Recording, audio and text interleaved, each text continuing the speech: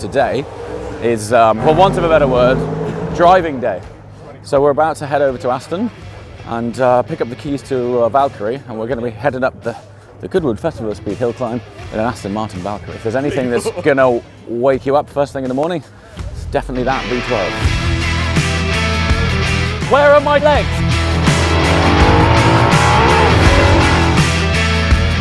All right, buddy, how you getting on? Okay, good to see you. How you doing? You have to have long sleeves on to drive up the hill, and I've decided to bring a long sleeve jumper with me. Great idea. Didn't know it would be this hot and sunny. I'm going up with one of these guys. So I'll try not to turn it off until that's up to... How's it going, man?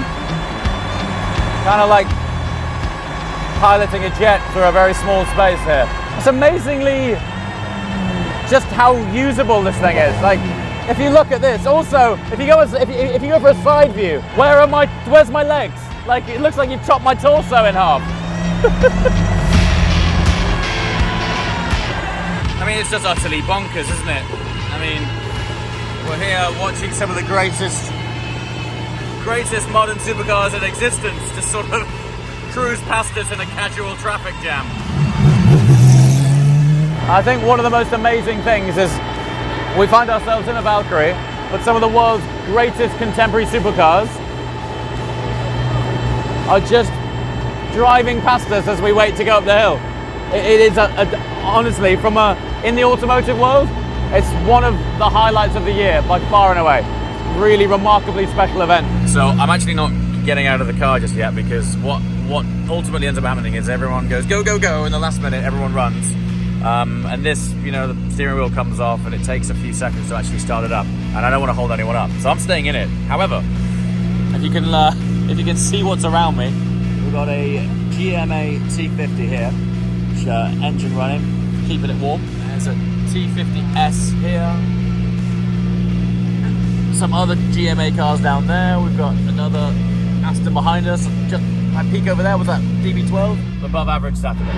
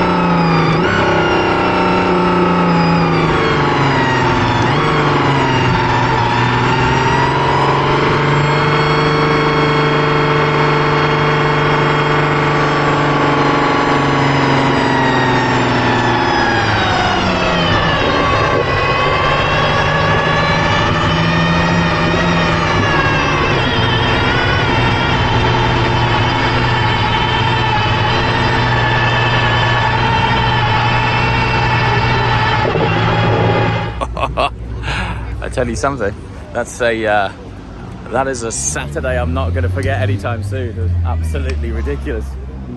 It's been really fortunate over the years to drive up there in some special kit, but there's something about going up in a full fat flagship hypercar that you're just never gonna forget. There's something as well about the Saturday runs that are really special, you know. So, but as a thing to drive, I mean, one of the things that really struck me the most is actually how accessible it is.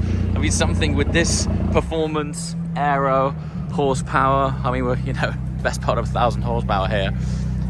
For it to be so easily driven at super slow speeds, navigating through crowds, nose lift, you know, it just works so friendly. And then when you get on it, and don't get me wrong, that wasn't a fast run by any means, but you know, we're on cold tires, and we're not here to be a hero on live TV in front of lots of folks. So it's really just an honor to be able to help, contribute to showcase this to all of the petrol heads here that have turned up, and be amongst all of this. You know, we're amongst right now the world's latest, greatest hyper and supercars. It's just incredible. Look at it. It's so special. The full fat team here from Ferrari. I actually quite like that their safety car, their pace car as it were, is the Porsche GT3. That's cool. It's just there to look. It's so beautiful up here. Got all the sponsors and brand flags flying. It's live streamed on the big screen up there. That's what I meant earlier by not wanting to draw any unneeded attention. But truly special. And everything is celebrated, right? We've got everything from ultra luxury hyper grand tourers, as it were, to super condensed focused drivers cars like the one Victor. That thing's naturally aspirated V12. It's a sort of Frankenstein perfect blend of manual V12, side exit exhaust built on a 177 tub with a sort of Vulcan front end. And the cars will just keep on coming in now. It's really cool. We were sort of quite far up the front of the grid, so we are going to be able to watch and welcome as all of the other cars come in. Look at this machine. So this is the new Mustang GTD, and I think one of my favorite features, if you can see it, you see it in there? You can see that crazy array of pushrod suspension is on display with like a clear case. Look at the size of the thing. I mean, the arch bleed is massive. So you've got Michelin Pilot Sport Cup 2 R's on it, no less. Massive Brembo carbon ceramic brakes. I mean, the aero on it is savage. Look at that swan neck wing. There, massive front splitter. Huge cooling ducts on the nose. And this thing's an animal. Now, I believe Ford is looking to go for some sort of attempt on the Nürburgring, so it'll be fascinating to see what this does. People have been speculating about it going for the GT3 RS time. I actually think this is a closer competitor to GT2 RS, because it's the best part of 800 horsepower. So it's a serious piece of kit, developed in conjunction with Multimatic, and I'm really excited to see what they end up doing with this, because they're not playing around.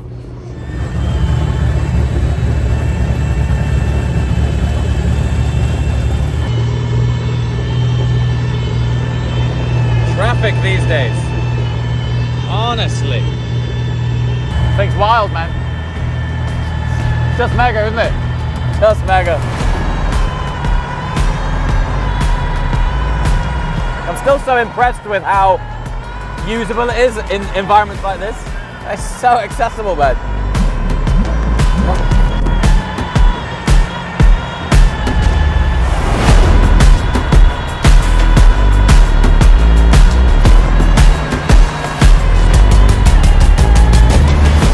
Bonkers piece of kit, isn't it? That it's so good, so awesome.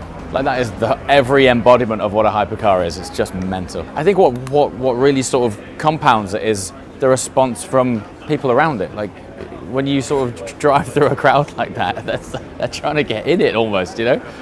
It's amazing. What a thing. Good run. Brought it back down in one piece, so everything's fine. Everything's great. Thanks for that, pal. That was great, man. That was really good. That was great fun. Oh, thanks. It was steady enough, but swift enough, and brought it back down in one piece.